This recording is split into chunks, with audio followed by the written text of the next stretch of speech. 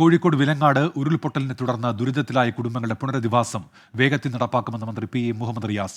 ദുരിതാശ്വാസ പ്രവർത്തനങ്ങൾ ഏകോപിപ്പിക്കാൻ നോഡൽ ഓഫീസറെ നിയമിക്കുമെന്നും രേഖകൾ നഷ്ടപ്പെട്ടവർക്ക് സ്പെഷ്യൽ അദാലത്ത് നടത്തുമെന്നും മന്ത്രി അറിയിച്ചു.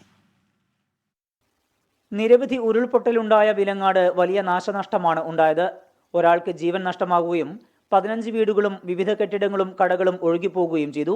നിരവധി കുടുംബങ്ങൾ ക്യാമ്പുകളിലാണ് കഴിയുന്നത്.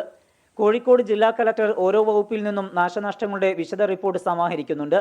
അന്തിമ റിപ്പോർട്ട് ലഭിച്ചാലുടൻ സ്ഥലം MP, MLA, ജില്ലാ പഞ്ചായത്ത്, ബ്ലോക്ക് പഞ്ചായത്ത്, മറ്റ് തദ്ദേശ സ്ഥാപന പ്രതിനിധികൾ എന്നിവരുമായി യോഗം ചേർന്ന് കുടുംബങ്ങളുടെ പുനരധിവാസ കാര്യത്തിൽ വേഗം തീരുമാനം കൈക്കൊള്ളുമെന്ന് മന്ത്രി പി എ മുഹമ്മദ് റിയാസ് പറഞ്ഞു. കലുങ്കുകൾ, റോഡുകൾ, പാലങ്ങൾ, കെട്ടിടങ്ങൾ, വീടുകൾ തുടങ്ങിയ എല്ലാ വിഷയങ്ങളും അതേ അർത്ഥത്തിൽ തന്നെ കാണും. കലക്ടർ ഇപ്പോൾ ബന്ധപ്പെട്ട് ഓരോ വകുപ്പുമായി ഡിസ്കസ് ചെയ്ത് റിപ്പോർട്ട് തയ്യാറാക്കുന്നുണ്ട്.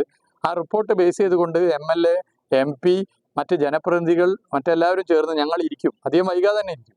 ഒരാഴ്ചയ്ക്ക് ഉള്ളിൽ തന്നെ ഇരിക്കണം എന്നാണ് ആലോചിച്ചിട്ടുള്ളത്.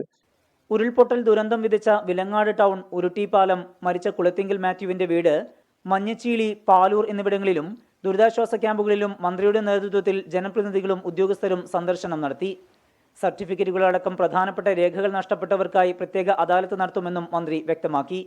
വിലങ്ങാടിന് വേണ്ടത് പ്രത്യേക പാക്കേജാണെന്നും പാക്കേജ് എത്രയും പെട്ടെന്ന് നടപ്പാക്കണമെന്നും ഷാഫി പറമ്പിൽ MP ആവശ്യപ്പെട്ടു. 24 കോഴിക്കോട്.